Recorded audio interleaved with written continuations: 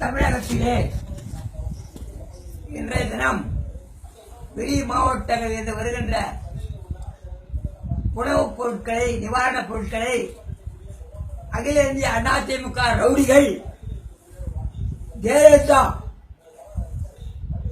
படத்தை ஒட்டினால்தான் வண்டி போகும் சென்னைக்கு என்று காஞ்சிபுரம் டோல்கேட் அருகிலே மடக்கி வைத்திருக்கிறார்களாம். கிட்டத்தட்ட 50 வண்டிகளுக்கு மேல் இருக்கின்றன. பெங்களூரிலிருந்து ஒரு பெண்மணி எனக்கு தகவல் கொடுக்கிறார். உண்மையிலேயே வேலை நடக்கிறது.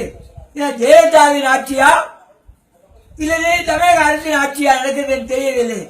ரவுடிகளுக்கு எல்லாம் ஊக்கம் கொடுக்கிற ஜெயலலிதாவே, உன்னை பழிவாங்க புறப்பட்டு விட்டான் ஆண்டவன். ஒழுங்காக இருக்க சொல்லும் அதிக ஆட்களை, இல்லை என்றால் புறப்பட்டு விடுவான். டிராபிக் ராமசாமி காஞ்சிபுரம் வருகிறேன், டோல்கேட்டுக்கு வருகிறேன். உங்கள் அனைவரையும் என்ன செய்வார்களே தெரியாது. ஜெயலலிதா புரிந்துகொள். உங்கள் உறுப்பினர்களை அடக்கவில்லை என்றால் மக்கள் உங்களை அடக்கி விடுவார்கள். என்ன உங்களுடைய படகு ஒன்றா வண்டி ஓடுமா ரோட்ல நிவாரண பணி? வெக்கமா இல்லை உனக்கு? நீ முதலமைச்சர், நாட்டோடு வெளியே ஓடு பழுவு கட்டுவாங்க. என்ன செய்ய மந்திர தமிழகத்தை ஆட்சியை எடுத்து உணவு பொருள் கொடுக்குறான். தமிழ்நாடு அவனை மறக்கலையா நீ? உங்க ஆளுநர் வச்சு வெக்கமா இல்லை உனக்கு?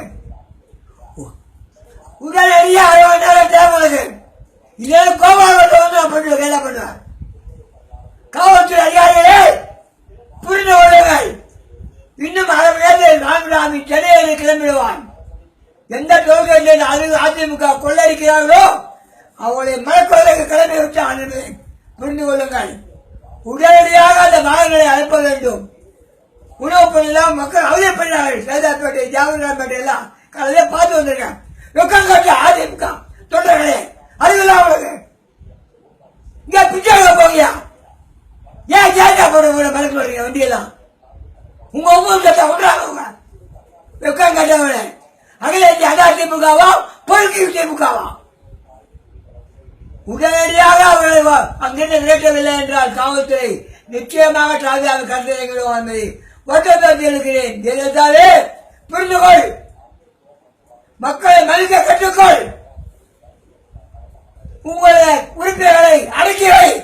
இல்லை என்றால் பதவி ராஜாவை சூழ்நிலை உருவாக்கிவிடு.